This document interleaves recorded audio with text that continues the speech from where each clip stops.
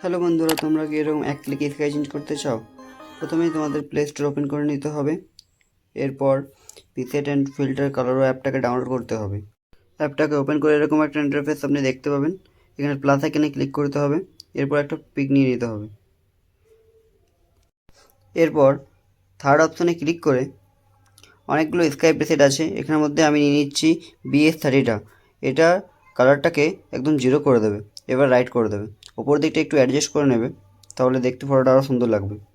এভাবে আপনি করতে পারেন, কিংবা সাইডে আরও প্রচুর আছে প্রিসেট।